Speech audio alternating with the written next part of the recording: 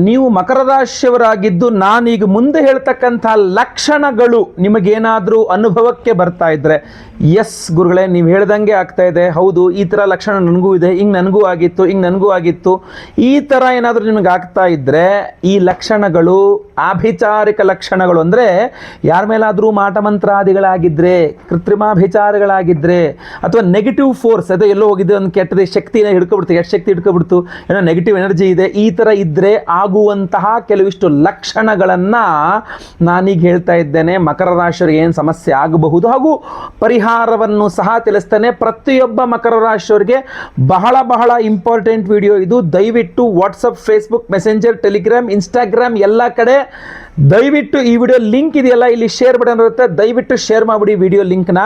ಪ್ರತಿಯೊಬ್ಬ ಮಕರ ರಾಶಿಯವರು, ಯಾರ ಮಕರ ರಾಶಿಯವರು ಗೊತ್ತಿಲ್ಲ, ಸೊ ಪ್ರತಿಯೊಬ್ಬ ಮಕರ ರಾಶಿಯವರಿಗೆ ರೀಚ್ ಆಗಲಿ ವಿಡಿಯೋ, ಎಲ್ಲರಿಗೂ ಸಹ ಅನುಕೂಲ ಆಗಲಿ, ಎಲ್ಲರಿಗೂ ಸಹ ಅವರವರ ಸಮಸ್ಯೆ ಏನು ಅಂತ ಗೊತ್ತಾಗಲಿ.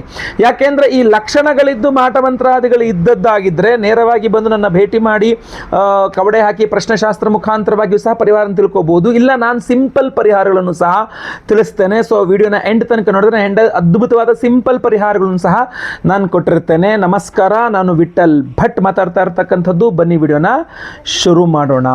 ವೀಕ್ಷಕರೇ, ನೀವು ಮಕರ ರಾಶಿಯವರಾಗಿದ್ದು ನಿಮ್ಮ ಮನೆಯ ಮುಂದೆ ಏನು ನೀವು ತುಳಸಿ ಗಿಡ ನೆಟ್ಟಿದ್ದೀರಲ್ಲ, ಆ ತುಳಸಿ ಗಿಡ ತುಂಬ ಬಾಡ್ತಾ ಇದೆ, ಏನು ಮಾಡಿದ್ರು ಅದು ಬದುಕ್ತಾ ಇಲ್ಲ.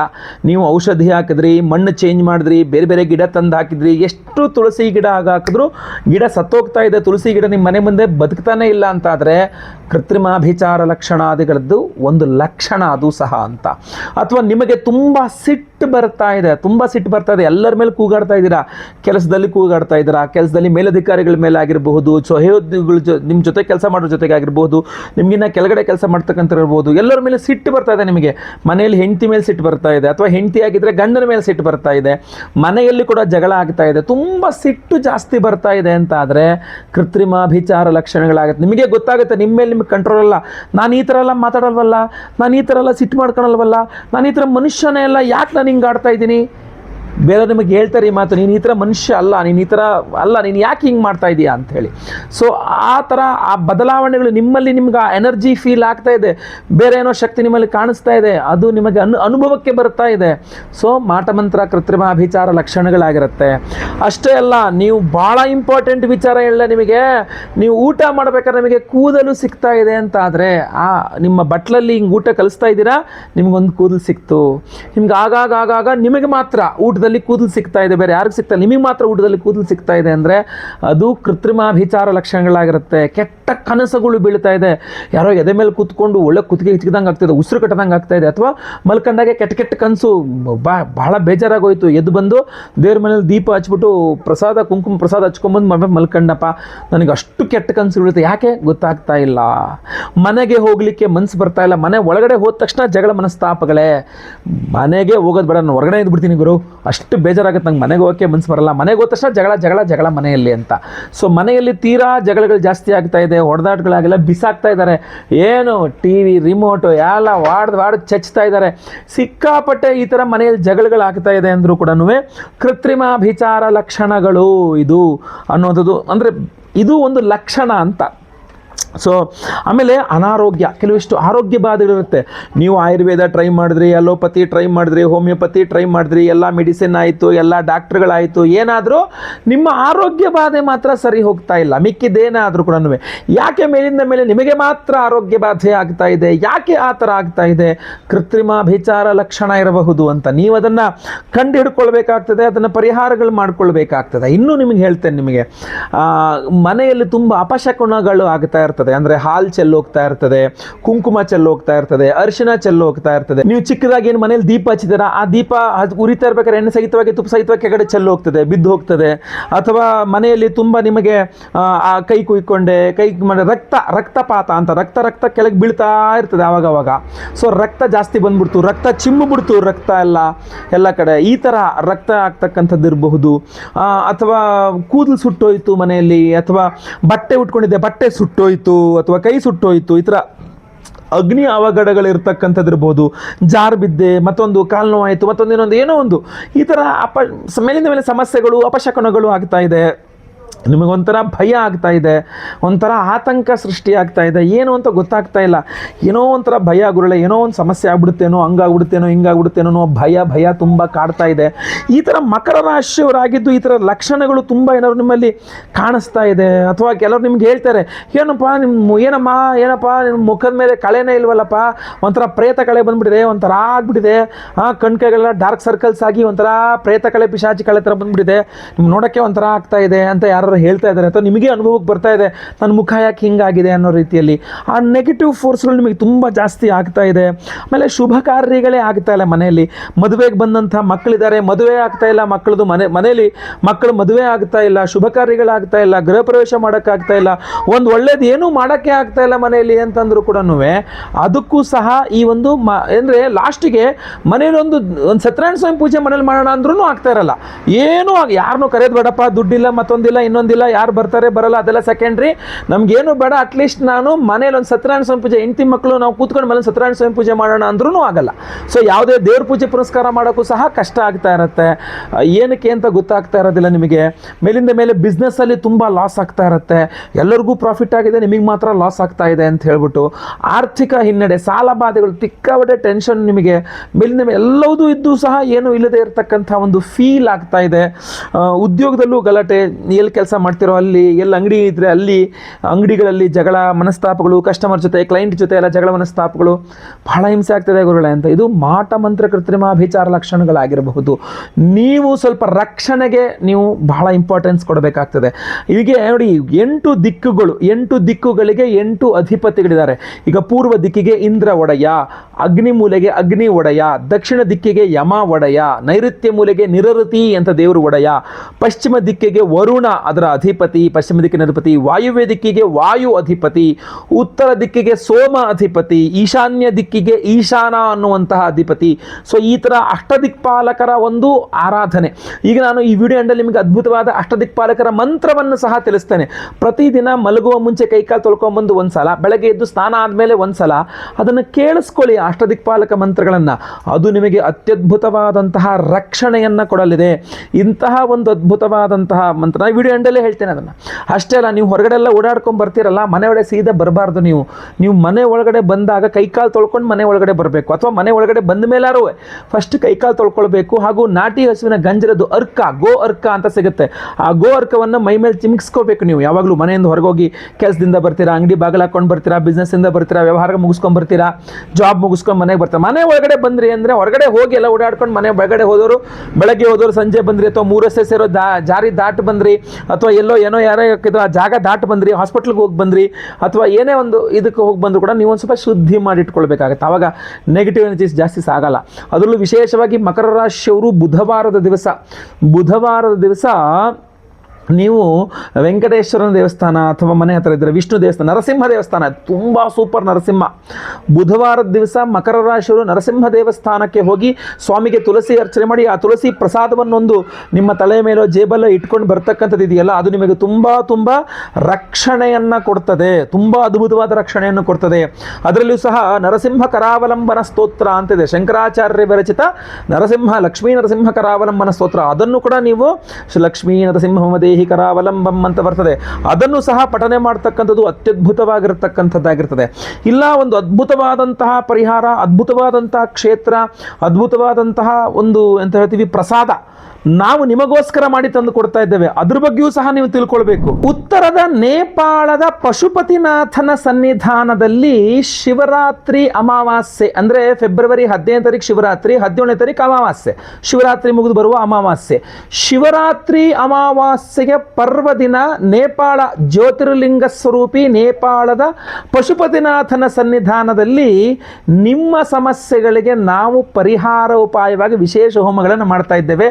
ಎಲ್ಲ ಹೋಮಗಳು ಲೈವ್ ಇರುತ್ತೆ. ಅಂದರೆ ನೀವು ನಿಮ್ಮ ಮನೆ, ಆಫೀಸು ಅಥವಾ ನೀವು ಎಲ್ಲಿರ್ತೀರೋ ಇಲ್ಲಿಂದಲೇ ನೇಪಾಳದಲ್ಲಿ ನಿಮ್ಮ ಹೆಸರಲ್ಲಿ ಸಂಕಲ್ಪ ಆಗೋದಾಗಿರಬಹುದು, ನೇಪಾಳದಲ್ಲಿ ಹೋಮ ಆಗ್ತಕ್ಕಂಥದ್ದಾಗಿರಬಹುದು, ನೋಡಿಕೊಳ್ಳಬಹುದಾಗಿರ್ತದೆ. ಅಷ್ಟೊಂದು ಅದ್ಭುತವಾದಂತಹ ಪರಿಹಾರವನ್ನು ಮಾಡ್ತಾ ಇದ್ದೇವೆ.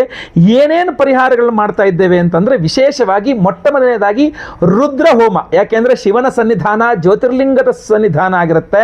ಸೊ ಅದರಿಂದಾಗಿ ರುದ್ರ ಹೋಮವನ್ನು ಆದಿಯಲ್ಲಿ ಮಾಡ್ತಾ ಇದ್ದೇವೆ. ರುದ್ರ ಹೋಮ ಮಾಡಿ ಅವತ್ತಿನ ದಿವಸ ಮಹಾಸೂರ್ಯಗ್ರಹಣ ಸಹ ಸಂಭವಿಸ್ತಾ ಇದೆ. ಅದರ ಬಗ್ಗೆ ನಾನು ವಿಡಿಯೋ ಮಾಡಿದ್ದೆ. ಗ್ರಹಣ ಆಚರಣೆ ಇಲ್ಲ, ಯಾಕೆಂದರೆ ಗ್ರಹಣ ಕಣ್ಣಿಗೆ ಕಾಣಿಸ್ತಾ ಇಲ್ಲ, ಬಟ್ ಗ್ರಹಣದ ಪ್ರಭಾವ ಇರುತ್ತೆ ಅನ್ನುವ ಕಾರಣಕ್ಕೆ ಮಹಾಸೂರ್ಯಗ್ರಹಣ ಶಾಂತಿ ಹೋಮವನ್ನು ಸಹ ನಾವು ಮಾಡ್ತಾ ಇದ್ದೇವೆ. ಅಷ್ಟೇ ಅಲ್ಲ, ನಾನು ಇಲ್ಲಿ ತನಕ ನಿಮಗೇನು ಹೇಳಿದ್ದೀನಲ್ಲ, ಮಾಟಮಂತ್ರಾದಿ ಸಮಸ್ಯೆಗಳು, ಆ ಮಾಟಮಂತ್ರ ದೋಷಗಳಿರಬಹುದು, ಕೃತ್ರಿಮಾಭಿಚಾರ ಮಾಟಮಂತ್ರ ದೋಷಗಳಿರಬಹುದು, ಅಥವಾ ಕೆಟ್ಟ ಶಕ್ತಿಗಳೇನೋ ಬಂದು ಸೇರ್ಕೊಂಡಿರ್ತಕ್ಕಂಥ ಇರಬಹುದು, ದೃಷ್ಟಿ ದೋಷ ಇರಬಹುದು, ಯಾವುದೇ ರೀತಿ ಈ ಥರ ನೆಗೆಟಿವ್ ಎನರ್ಜೀಸ್ ಎಲ್ಲ ಪರಿಹಾರವಾಗಬೇಕು ಅನ್ನುವ ಕಾರಣಕ್ಕೆ ಮಹಾಪ್ರತ್ಯಂಗಿರಾ ದೇವಿ ಹೋಮವನ್ನು ಮಾಡ್ತಾ ಇದ್ದೇವೆ. ಮಹಾಪ್ರತ್ಯಂಗಿರಾ ಹೋಮವನ್ನು ಅಮಾವಾಸ್ಯೆ ದಿವಸ ನೇಪಾಳದ ಪಶುಪತಿನಾಥನ ಸನ್ನಿಧಾನದಲ್ಲಿ ನೆನಪಿಟ್ಕೊಳ್ಳಿ. ಅದು ಗುಹೇಶ್ವರಿ ಅಮ್ಮನವರ ಸನ್ನಿಧಾನವೂ ಸಹ ಹೌದು. ಯಾಕೆ ಅಂತಂದರೆ ಅದೊಂದು ಶಕ್ತಿಪೀಠ. ಗುಹೇಶ್ವರಿ ಅಮ್ಮನವರ ಒಂದು ಅಂಗ ಇರತಕ್ಕಂತಹ ಒಂದು ಸನ್ನಿಧಾನ ಅದು. ಈ ಕಡೆ ಜ್ಯೋತಿರ್ಲಿಂಗ, ಈ ಕಡೆ ಅಮ್ಮನವರ ಒಂದು ಸನ್ನಿಧಾನ ಶಕ್ತಿಪೀಠ, ಇನ್ನೊಂದು ಕಡೆ ಜ್ಯೋತಿರ್ಲಿಂಗ. ಈ ಪಾರ್ವತಿ ಪರಮೇಶ್ವರರ ಸನ್ನಿಧಾನದ ಜಾಗದಲ್ಲಿ ನಾವು ಶಿವರಾತ್ರಿ ಅಮಾವಾಸ್ಯೆ ಪರ್ವದಿನದಂದೇ ಮಹಾಪ್ರತ್ಯಂಗಿರಾ ಹೋಮವನ್ನು ಮಾಡ್ತಾ ಇರತಕ್ಕಂಥದ್ದು. ಎಂತಹ ಅದ್ಭುತವಾದಂಥ ಅವಕಾಶ. ಇದರ ಜೊತೆಗೆ ಇಂದ್ರಾಷ್ಟ ದಿಗ್ಬಂಧನ ಹೋಮ ಅಂತ ಇಂದ್ರಾದಿ ಅಷ್ಟದಿಕ್ಪಾಲಕ ದೇವತೆಗಳಿಗೆ ವಿಶೇಷವಾಗಿ ಹೋಮವನ್ನು ಮಾಡ್ತಾ ಇರುವಂಥದ್ದು. ನೀವು ಗಮನಿಸಬೇಕು, ಇಂದ್ರಾಷ್ಟ ದಿಗ್ಬಂಧನ ಹೋಮ, ಸ್ವಯಂವರ ಪಾರ್ವತಿ ಹೋಮ, ಅವಿವಾಹಿತರಿಗೆ ವಿವಾಹ ಸಿದ್ಧಿಯಾಗಬೇಕು, ವಿವಾಹಿತರಿಗೆ ಅನ್ಯೋನ್ಯ ಸಿಕ್ಕ ದಾಂಪತ್ಯ ಜೀವನ ಸಿಗಬೇಕು ಅಂದರೆ ಇದಕ್ಕಿಂತ ಅದ್ಭುತವಾದ ಜಾಗ ಇದೆಯಾ? ಯಾಕೆಂದರೆ ಜ್ಯೋತಿರ್ಲಿಂಗನೂ ಇದೆ, ಶಕ್ತಿಪೀಠ ಅಮ್ಮನವರ ಶಕ್ತಿಪೀಠ. ಕಾಮಾಖ್ಯ ಹೇಗೆ ಅಮ್ಮನವರ ಶಕ್ತಿಪೀಠವೋ ಅದೇ ರೀತಿಯಲ್ಲಿ ಗುಹೇಶ್ವರಿಯು ಅಮ್ಮನವರ ಶಕ್ತಿಪೀಠ. ಗುಹೇಶ್ವರಿ ಅಮ್ಮನವರ ಸನ್ನಿಧಾನ, ಅದೇ ರೀತಿಯಲ್ಲಿ ಪಶುಪತಿನಾಥನ ಸನ್ನಿಧಾನದಲ್ಲಿ ನೀವು ಪಾರ್ವತಿ ಪರಮೇಶ್ವರ ಸನ್ನಿಧಾನದಲ್ಲಿ ಸ್ವಯಂವರ ಪಾರ್ವತಿ ಹೋಮವನ್ನು ಮಾಡ್ತಾ ಇದ್ದೇವೆ.